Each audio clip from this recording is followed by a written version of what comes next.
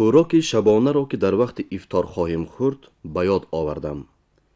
فطیر گرمی روغنی زرد که مادرم پختن آن را وعده کرده بود و شینی توتی که این را مادرم در وقت توتپزی مخصوصا برای رمضان پخته مانده بود به نظرم خیلی دلکش می نمودند.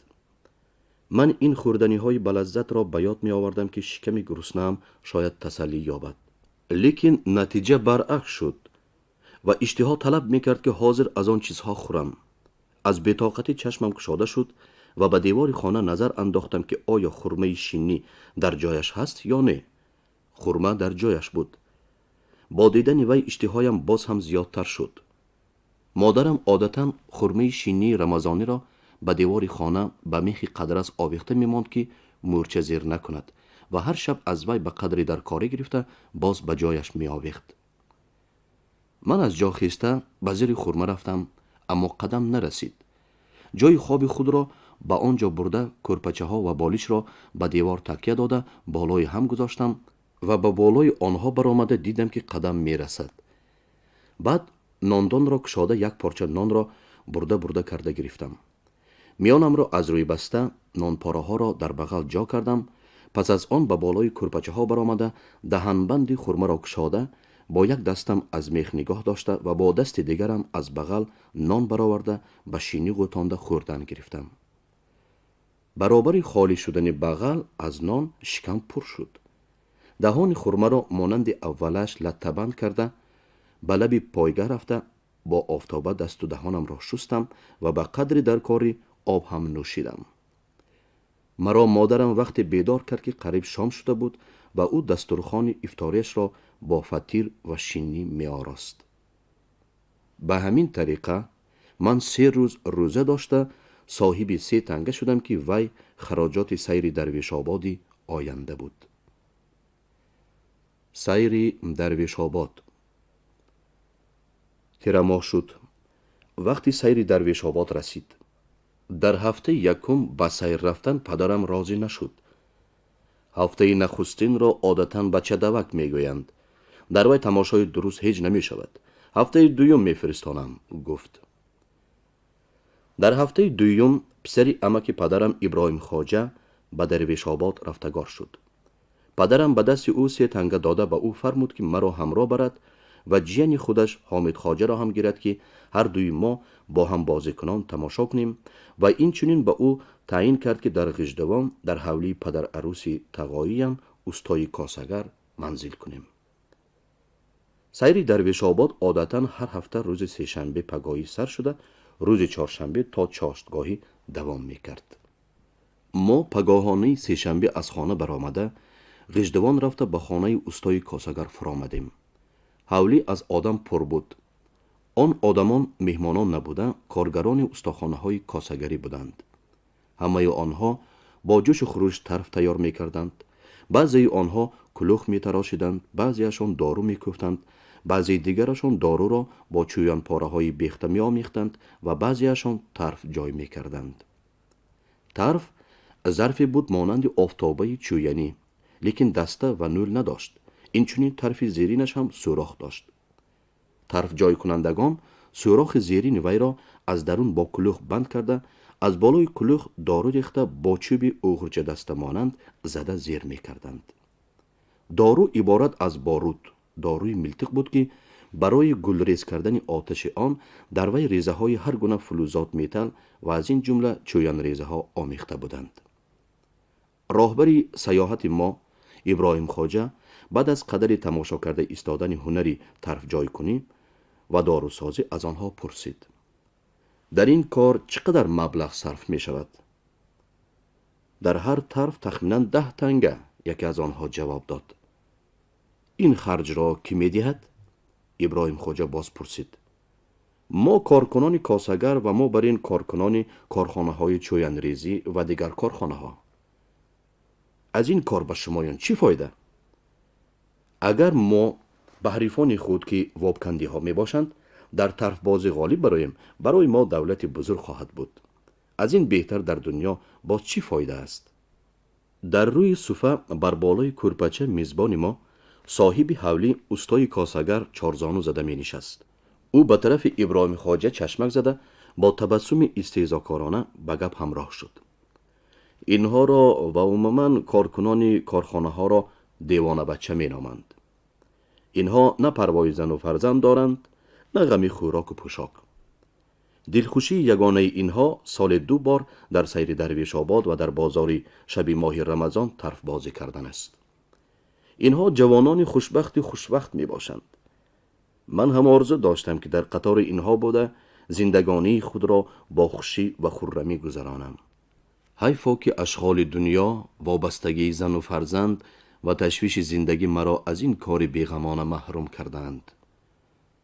ابراهیم خواجه میخواست با او گپ زده به این فکر وی مقابل براید، اما استا به این کار راه نداد و به او معنی دارانه چشمک زده سخنی خود را دوام داد.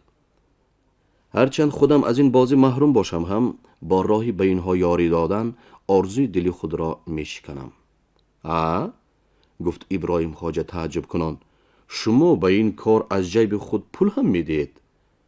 استا یک بار دیگر به او چشمک زده جواب داد، از جیب خود دادگی بر این یک کار میکنم دیگه. مزد کار یک ساله بیشترین اینها به طرف بازیشان که سال 2 بار میشود نمیرسد. بنابراین من وقتی که اینها برای بازی به پول محتاج شوند از بالای کار آیندهشان پیشکی به طریقه بونک پول میدیم. انا همین برای کسی که در دستش پول نیست و محتاج است یارمندی کلان می شود. استا بعد از قدری خاموش مانده کارکنی را از نظر گذرانیدن با سخنی خود را دوام داده علاوه کرد. شما گمان نکنید که فایده بونک برای کارکنان تنها همین است که آنها با این طرف بازی خود را دوام می دهند. این طور نیست. این یک فایده دلخوشکنی بونک است. فایده اساسی بونک در این است که کارکنان به این واسطه به یک کارخانه بسته می شوند. درخت در یک جا سبز می شود گفتند و روز به روز هنر و ملکهشان زیاد می شود. اگر خدا بختشان را گشاید خودشان هم با هنری خود صاحب کار شدنشان ممکن است.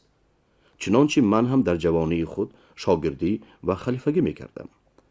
اگر همین بونک در میان نباشد اینها با تقاضای دیوانه بچگی خود با یک تنگه مزد برزیاد فریفته شده هر روز از کارخانه به کارخانه می گذرند. در نتیجه در بدری از بلند کردن درجه هنرمندی خود باز می مانند و به بالای این دلی صاحبکاران از اینها سر شده به کارخانه راه نمی یابند. عاقبت سرسریگر، قمارباز یا اینکه دوست شده می روند. دلی من از پرگویی میزبانمان تنگ شد و از ابراهیم خواجه خواهش کردم که ما را زودتر به سیرگاه برد. ما به سیرگاه رفتیم. سیرگاه در طرف غربی راه کلانی بود که از بازار گاو غژدوان برآمده به طرف بخارا می رفت. این راه از دهنه بازار تا مدرسه چوبین غژدوان مانند یک خیابان وسیع و راست می رفت. فقط دو طرف راه بی درخت بود. در طرف غربی این راه 10 هکتار بر این زمینی 4 کنج بود که سیرگاه در آنجا برپا شده بود. این قطعه با پلهای یک تنابی نیم تنابی کشتزار جدا شده باشد هم صاحبان آن زمین در اولهای ماه سپتامبر کشتهای خود را غنداشته گرفته برای سیرگاه مهیا کرده بودند و با پول اجاره که از دکانداران این سیر می گرفتند ضرر کشت بر و غنداشته خود را دوچند کرده می برآوردند. این قطعه سر تا سر از شمال به جنوب بر رسته ها جدا کرده شده بود. در دو طرف آن رسته ها با بوریا و خودچه ها کپه مانند دکانچه ها ساخته بودند که بعضی آن دکان ها چایخانه، بعضیشان آشخانه، ماهیپزی و مانند اینها بودند. ما سر تا سر این رسته ها را سیر کرده برآمدیم. اما به فکر من چنان رسید که اینجا غیر از بازار عادی دهاتی دیگر چیزی نیست و من حیران بودم که مردم در اینجا چی چیز را تماشا میکرده باشند. اگر جای تماشا همان چایخانه ها و آشخانه ها باشند، بهترین اینها و آزاده ترینشان در رسته های خودی غژدوان یافت می شوند که هر روز گشاده بودند. حتی چایخانه بازارچه سری پولی ایشان که به حولی ما نزدیک بود از این چایخانه ها خوبتر، خوشنماتر و به سبب پیشش سرحوزدار و درخزار بودن از اینها خوشهواتر بود. من از این حال دلتنگ شده به ابراهیم خواجه گفتم آخر ما را به یگان جایی تماشا کردنی برید؟ بسیار خوب. گویان او ما را در آخر همین قطعه بیرون از رسته های بوریاپیچ به زیر دیواری برد که آن دیوار این قطعه را از راه کلان مدرسه چوبین و پل بلند جوی خواجه خامانی جدا می کرد. در زیر این دیوار هر جا مردم دوره گرفته راست ایستاده بودند. راهبر ما را به هر کدام آن دوره ها برده یگان نشان داد.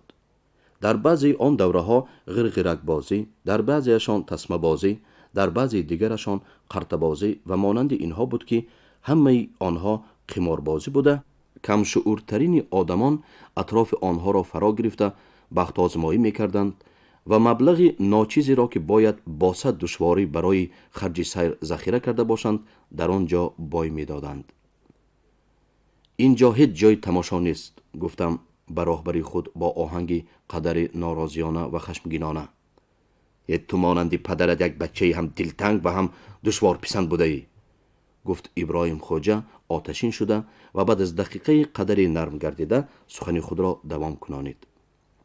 خب بیایتان شما را به بهترین جای این سیرگاه برم. او ما را باز یک بار دیگر از آن رسته های بوریایی گذرانیده به گوشه غرب شمالی آن سیرگاه برد. در آنجا یک سرحوض بود که در طرف شمالی وی دکانهای نانفروشی، حلواگری و میوه فروشی جای گرفته بودند. نانوایی ها نردبان های کلان تختگی را به درختان سرحوض تکیه کنانده مانده، بر روی پایه های آنها کلچه های کلان شرمالی دو بیزه غژدوانی را نظر ربا کرده چیده بودند. حلواگرها هم قطی های پرحلوا را از نیشه به فراز پس و پیش چیده روی حلواهاشان را با کاغذهای زرحل زیب داده بودند که خیلی اشتهاآور می نمودند. به طرف شمالی راهی پیش سرحوض تلچه‌ای بود که به بالای وی مزار خواجه درویش که این سیر هر سال به شرف وی برپا می گردید بنا یافته بود و در صفحه طرف شرقی سرحوض یک چایخانه بالا گشاده برپا شده بود. من در اینجا هم یک چیزی قابل تماشایی ندیدم.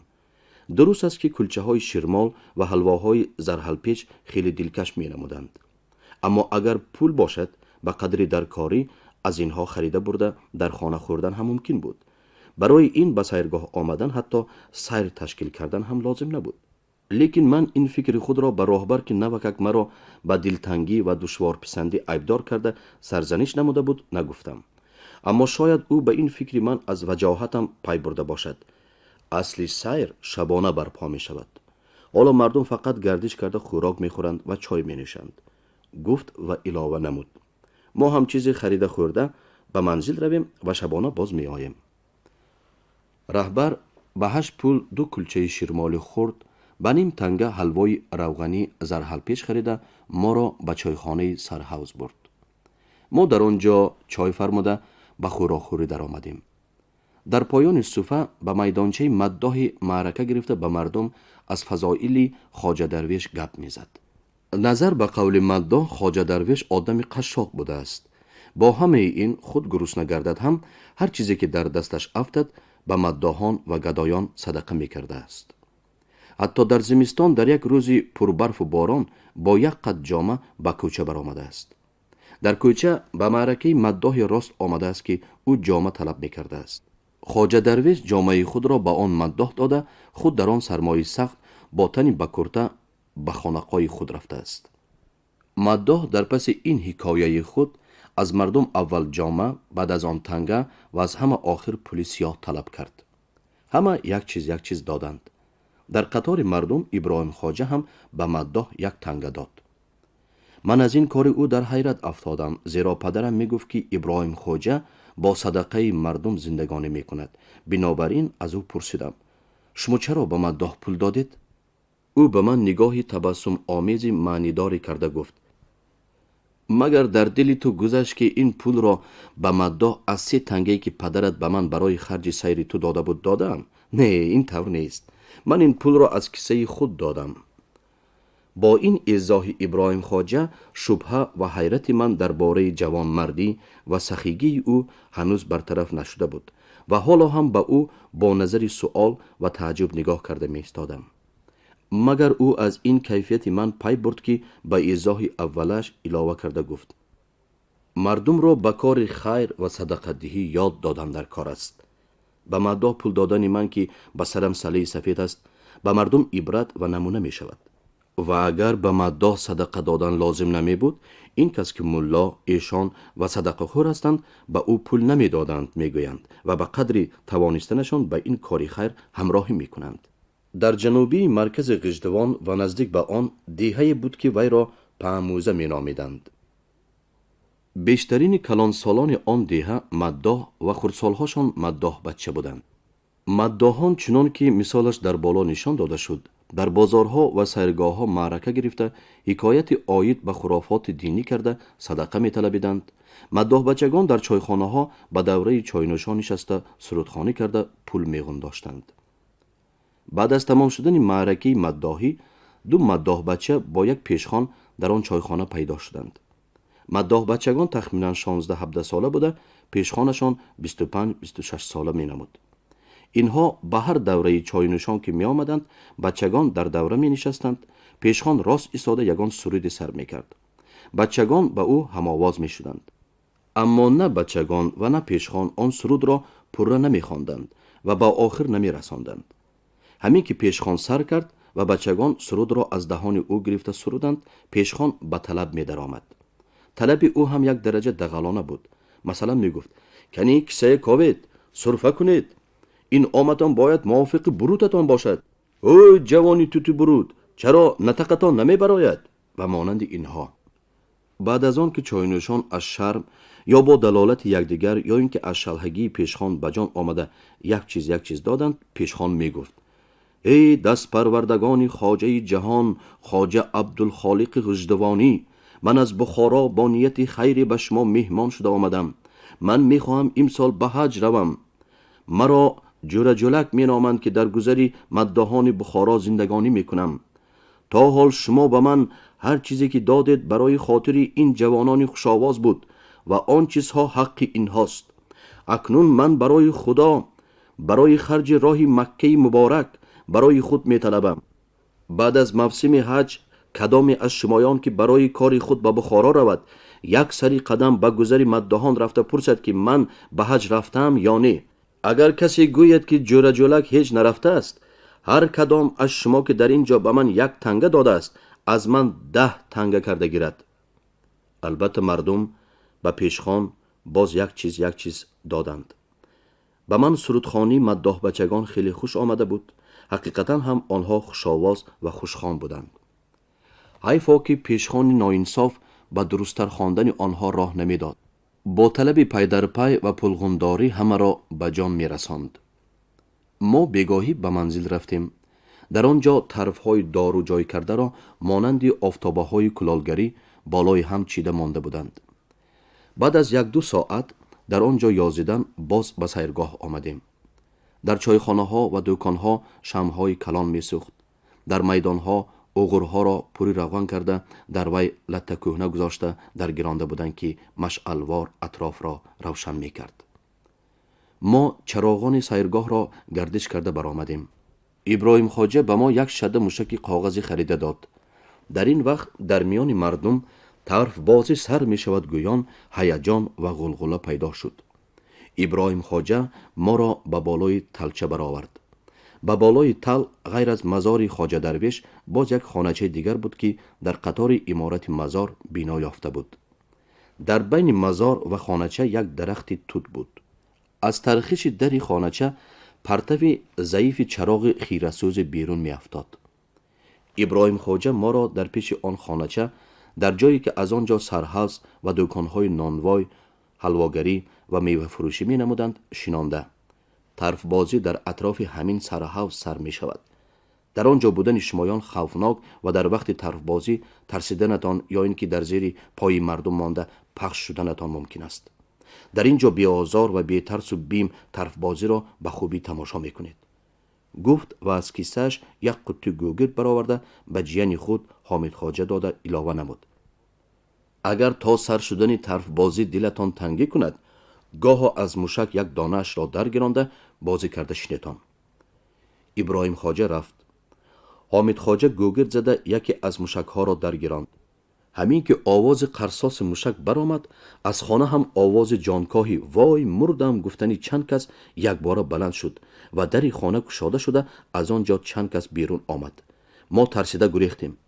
من خود را به درون بینای مزار گرفته پنهان شدم. حامد خواجه که به طرف دیگر گریخته بود به دست افتاد. از خانه برآمدگان او را گوشه‌کش کرده دو سه تارسکی بر رویش زدند و بعد از توبه دادن حامد خواجه از موشک پرانی خودشان باز به خانه در آمده در را بستند. من آهسته از مزار برآمده پیش حامد خواجه آمدم. او هنوز گریه میکرد و مرا دیده از شرم باید باشد خاموش گردید و به من گفت: بیا بینیم که در این خانچه کیهایند و چی کار میکنند. ما پیش خانچه رفته از ترقشی در پاییدیم. در آنجا 3-4 کسی رنگ کنده نشسته بودند. در پیش هر کدام آنها بر روی رویمالچه چرکینی قندلات، مویز و حلوا بر این چیزهای شیرینی بود. در یک طرف یکی از آنها چیزی را در کاسه فشار میداد. همه اینها سری خود را خم کرده و چشمانشان را پوشانده می نشستند. کسی هم که در کاسه چیزی را فشار میداد سرخم و چشم پوشیده بود. بعضی از اینها به آن که سرش را بردارد یا چشمش را گشاید مگسوار صدای غینگ غینگی ضعیفی می برآورد. دیگری از آنها در همان وضعیت و با همان صدای غینگ غینگ او را جواب میداد. معلوم بود که اینها با هم خاموشانه صحبت دارند، اما چی گفتنشان آن طرف استد صداهاشان هم روشن شنیده نمیشد. حامد خواجه بی آن که آواز برآورد از دست من گرفته اشارت کرد که به جای خود برویم. چون به جای خود رفته نشستیم او به من: اینها کوکناری بودند. آن چیزی که در کاسه سلایه میکنند مالش میدهند غوزه کوکنار است که وی را پخش کرده آبش را نوشیده کیف میکنند. تو از کجا میدانی که اینها کوکناری و آن چیز کوکنار است؟ من از او پرسیدم. من میدانم. من در رشتی همراه تقوییم کوکنارخانه را دیدم. تقوییم یکی از آنها را که بیمار شده بود است برای خواندن رفته بود. گفت و علاوه کرد: اینها از آواز بلند میترسند. تو تماشا کن که من از اینها چی نوع نقاری خود را میگیرم. حامد خواجه شده موشک را در بغل کرده رفته به درخت توت برآمد و به نوک یک شاخ بلند وی شده را آویخت. بعد از آن از کیسه‌اش گوگرد برآورده نوک ریسمان شده موشک را آتش داد و خود زود فرآمده و مرا اشاره کرد که هر دو از کوکنارخانه دورتر رفته پنهان شده نشستیم. بعد از دقیقه آتش ریسمان به موشک رسید و صدای قرصاص وی برآمد. باز کوکناری ها مانند اول فریاد کنان بیرون دویدند و هر چند هر طرف را کافتند. از موشک پران اثری نیافته حقارت کنان به خانه در آمده در را بستند. بعد از رفتن کوکناریان حامد خواجه گوری مادری اینها را نشان دادم گویان از شادی قیقاس میزد. موشک های کاغذی برشته چنان گذرانیده شده بودند که در بین هر دو موشک به قدر یک بند انگشت ریسمان خالی میستاد. بعد از ترکیدن موشک یکم رشته کم کم سوخته به موشک دویم رسید. باز همان قرصاص، باز همان فریاد جانکا و دویده برآمدن کوکناریان و باز همان قیقاس شادیانه حامد خواجه تکرار یافت. در ترکیدن موشک سیوم باز همین حالت روی داد. من به حامد خواجه گفتم: اگر همین واقعه روی نمیداد من از سیر درویش آباد چیزی را تماشا نکرده می رفتم. اکنون می توانم گویم که در سیر تماشایی کردم.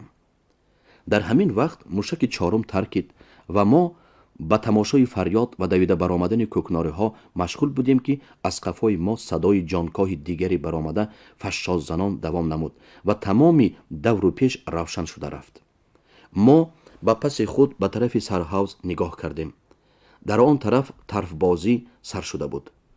در راه تنگ پیش سرحوض گروه آدمان چنان زیج ایستاده بودند که با تعبیر مردم همان وقت اگر سوزن پرتاید به زمین نمی غلطید. درون دکانها بالای بامهای طرف غربی سرحوض از آدم پر بود.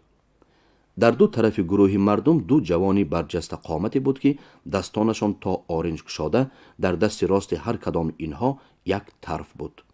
طرف مانند اژدهایی که در افسانه ها نقل میکنند بی ایست فشاس دهشت انگیز میزد و مانند همان اژدهای افسانوی از دهان خود آتش میبرآورد.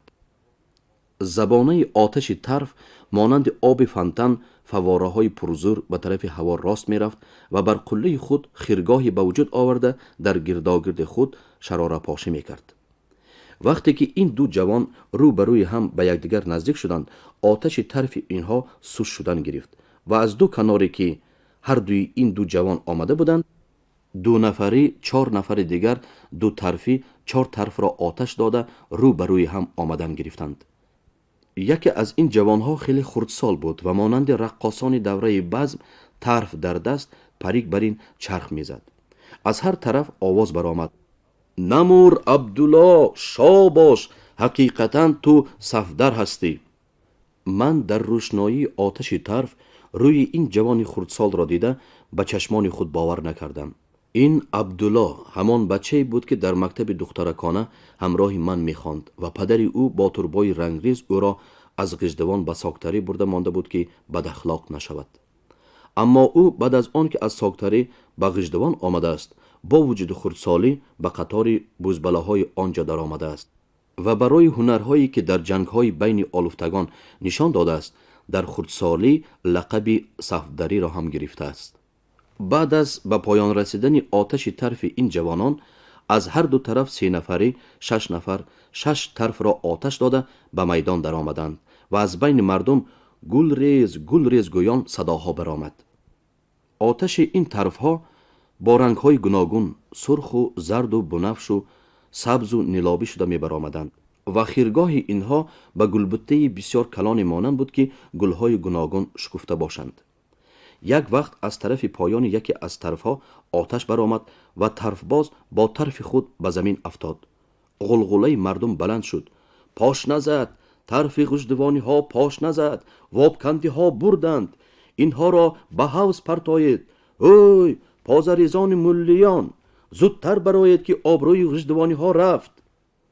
از جایی که طرف پاش نزده بود چند کس را از زمین برداشته برده به حوض پرتافتند که از لباس آنها دود و شراره آتش می برآمد. پازریزان، پازریزان! این صدا از طرف یک گروه مردم با شادیانه بلند شد. طرف مقابل آنها هم صدا داد: به مقابل پازریزان گژدوان پازریزان وابکند هم تیارند. مردی هر تومن را میدان نشان میدهد، پیشکی شادی نکنید. از دو طرف 8 طرفی 16 طرف نمایان شد. اما فرصت نگذشته یکی از طرفهای وابکندی ها پاش نزد. برابری همین یک طرف دیگری آنها کفید که صدای وی طاقت گداز بود. برابری کفیدن طرف نردبان نانوایی که در وی کلچه های شیرمالی دوچاریک چیدگی بود از جایش پریده به حوض افتاد. من با حامد خواجه با شنیدن آن صدا و دیدن آن حال رو به زمین خوابیدیم. فریاد، ناله، گریه و زاری یاری طلبی آدمان بسیار با فشاز 14 طرف که آتش پاشی میکردند آمیخته یک حالتی پردهشتی به وجود آورده بودند. ما هنوز از ترس سر از زمین نمی برداشتیم. یک وقت فشاز طرف ها پش شد و صدای یک چند آدمان بلند گردید: بس کنید، وابکندی ها شکست خوردند. هفته آینده ادب گژدوانی ها را می دهیم، حالا پیشکی شادی نکنید. بعد از آن که صداها تماما پس شده در سرحوض آرامی اندوهگینانه به وجود آمد ما از زمین سر برداشتیم. حامد خواجه: کوکناری ها چی شده باشند؟ گویان به طرف خانه چه دوید. من هم از دنبال او دویدم. دری خانه گشادگی، چراغ خیره می سوخت. کاسه کوکنار در روی خانه چپه شده مانده بود. روی ملچه های کوکناری ها هم با حلقاسه هاشان جا به جا ایستاده بودند. اما از کوکناری ها اثری نبود. معلوم می شد که آنها با سر شدن طرف بازی به طرف گریخته رفتند.